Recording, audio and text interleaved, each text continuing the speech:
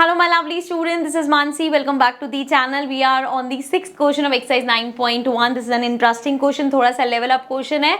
A 1.5 meter tall boy is standing at some distance from a 30 meter tall building. चलो अब एक boy है जो जिसकी height हमें given है 1.5 मीटर, ठीक है. अब वो कुछ distance पे खड़ा है एक building से, जो कि building की height हमें given है 30 मीटर. इसको लेबल करते हुए चलते हैं. बॉय हो गया ये ए बी हमारा, एंड इसको हम नेम दे देते हैं यहाँ से सी और डी.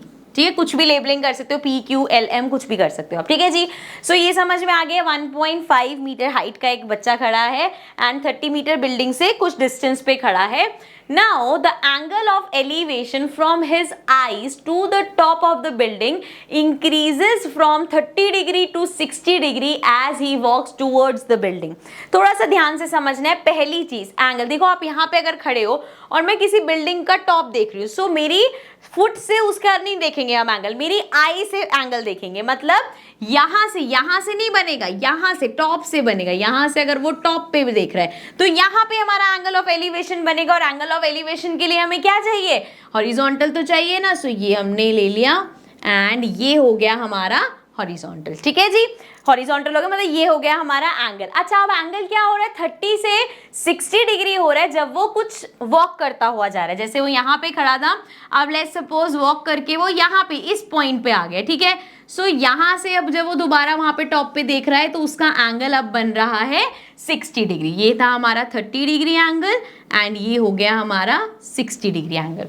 फिगर को एक बार फिर से समझ लेते हैं, बिकॉज फिगर समझ में आ जाएगी तभी इसके सॉल्यूशन करना इजी होगा. देखो, एक 1.5 हाइट का लड़का यहाँ पे खड़ा हुआ था एक 30 मीटर टॉल बिल्डिंग के पास. ठीक है जी, मतलब कुछ डिस्टेंस पे. यहाँ से इस पॉइंट से उसका जब हमने देखा एंगल ऑफ एलिवेशन था 30 डिग्री, जब वो बिल्डिंग का टॉप देख रहा था. देन वो थोड़ा सा पॉइंट आगे आया, इसको हम नेम दे देते हैं ई पॉइंट पे आ गया वो. जब वो ई पॉइंट पे आया तो उसने देखा कि अब उसका एंगल ऑफ एलिवेशन 60 डिग्री हो गया. ठीक है, so find the distance he walk towards the building. हमें देखना है कि वो बिल्डिंग पे कितना वॉक कर, मतलब कितना पास गया, मतलब ये बीई जो उसने डिस्टेंस ट्रेवल किया है ये हमें फाइंड करना है. सो इस केस में सबसे पहले तो मैं अब कलर चेंज करती हूँ समझाने के लिए, और इसको थोड़ा सा कर लेते हैं पतला. ठीक है जी, चलो. आप देखो जरा, यहाँ पे हमें ये बीई निकालना है. कुछ चीजें यहाँ पे समझोगे आप.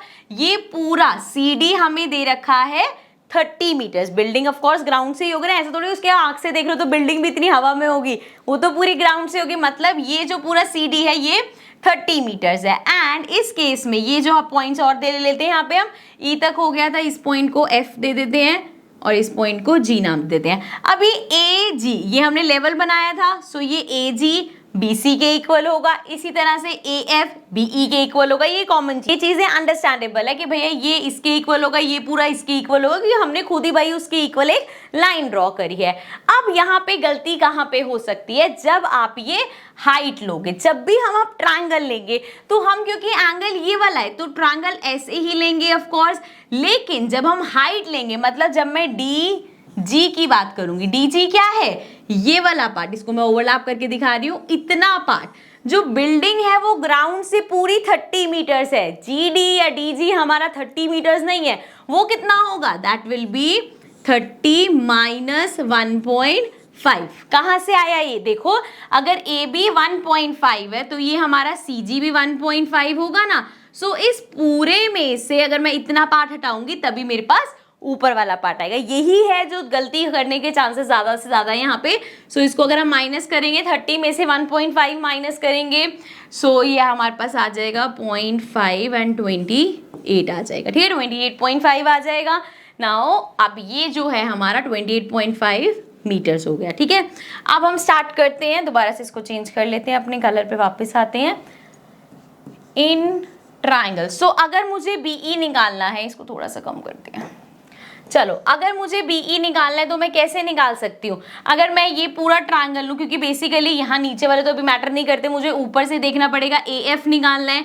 सो अगर ए एफ भी निकालना है तो या तो मेरे पास ये पूरा ट्रायंगल है या ये वाला ट्रायंगल है. सो मैं ये ए जी पूरा निकालूंगी एंड उसमें से जी एफ माइनस करूंगी. तो मतलब मैं पहले ये नीचे वाला पूरा बेस निकालूंगी, फिर ये ए वाला बेस निकालूंगी. ठीक है, अभी सॉल्व करेंगे तो समझ में आ जाएगा. तो स्टार्ट करते हैं. इन triangle A G D. Numbering जो नेमिंग कर रखी है उसका बहुत ध्यान रखना है फिगर में, A G D, in triangle A G D. ठीक है, मैं वहां जा रही हूँ मार्क करने, अभी मैं रब कर दूंगी मार्किंग, लेकिन आपको समझाने के लिए। सो ए जी डी मतलब ये पूरा बड़ा ट्रायंगल ले रही हूं मैं, एंड इसका एंगल क्या है 30 डिग्री है। ठीक है, सिर्फ समझाने के लिए मैंने ओवरलैपिंग करी है। सो ये 30 डिग्री वाला ट्रायंगल है हमारा। ठीक है, अभी हटा देते हैं ताकि मेस्ड अप सा ना हो जाए सारा। चलो अब देखो जरा, in triangle A G D हमें बेस निकालना है, हाइट हमारे पास है, क्या यूज करेंगे अपना, यहाँ लिख लेते हैं पंडित बद्री प्रसाद हर हर बोले। ठीक है, हाइपोटेन्यूज का तो कोई केस ही नहीं है, हमें यहाँ पे बेस निकालना है, परपेंडिकुलर हमारे पास है, टैन यूज करेंगे, 30 डिग्री एंगल है। सो टैन 30 डिग्री हमारा इक्वल होगा, पहले क्या लेते हैं हम perpendicular, perpendicular is D G, so D G upon में बेस क्या है, पूरे ट्रायंगल का बेस क्या है ए जी। ठीक है, आई होप ये मैं बहुत धीरे धीरे कर रही हूँ ताकि आपको कहीं पे भी कोई भी कंफ्यूजन ना हो। सो टैन 30 डिग्री हमारा होता है 1/√3। So let's put the values, ये हो गया 1/√3 equals to D G. D G हमने अभी निकाला था 28.5 अपॉन में ए जी हमें फाइंड करना है। सो ये हो गया ए जी। सो यहाँ से ए जी चला जाएगा ऊपर, सो ए जी इक्वल्स टू 28.5√3। ठीक है, सो ए जी की वैल्यू हमारे पास आ गई है, मतलब ये पूरा हमारे पास आ गया। अब एफ जी निकालेंगे और उसमें से फिर हम माइनस करेंगे तो हमारे पास अपना ए एफ मतलब बी ई आ जाएगा। सो देखो अब यहाँ दोबारा मार्क करती हूँ मैं। अब हम ले रहे हैं यहाँ पे ये छोटा वाला triangle which is D F जी। इस ट्रायंगल को लेंगे, इसमें एंगल हमारे पास 60 डिग्री है और इससे हमें एफ जी मिल जाएगा। सो इसको ओवरराइटिंग को करते हैं अंडू एंड देन स्टार्ट करते हैं। So now we are taking in triangle D F G. So triangle D F G की अगर हम बात करें, सो अगेन टैन ही लेंगे बिकॉज परपेंडिकुलर और बेस की बात हो रही है। सो टैन 60 डिग्री हमारा है, परपेंडिकुलर कितना है डी जी अपॉन में बेस क्या है एफ जी। करेक्ट, टैन 60 हमारा होता है √3 इक्वल्स टू डी जी हमने निकाल रखा है 28.5 अपॉन में एफ जी हमें फाइंड करना है। सो एफ जी इधर चला जाएगा, √3 नीचे आ जाएगा। So that means FG equals to 28.5 upon में √3। अगेन √3 को अपॉन में नहीं छोड़ेंगे, इसको रैशनलाइज कर देंगे, मतलब इंटू √3 अपॉन में इंटू √3। सो ये तो हमारा हो जाएगा 28.5√3 अपॉन में आ जाएगा √3 इंटू √3 इज 3। अभी देख लेते हैं कैंसिल होगा, 8 9 10 हो जाएगा, 15 आ रहा है क्योंकि सो 3 से इसको कैंसिल करेंगे, 3 9 ज़ा 27 5 ज़ा 15। सो 9.5√3 हमारे पास आ गई जी एफ की वैल्यू। ठीक है, सो आगे इसको कंटिन्यू करते हैं।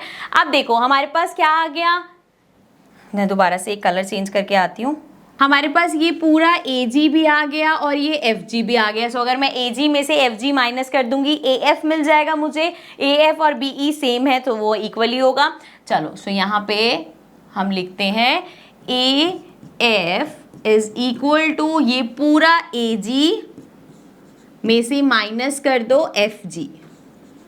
ठीक है, सो ए जी हमने फाइंड किया था 28.5√3 माइनस 9.5√3।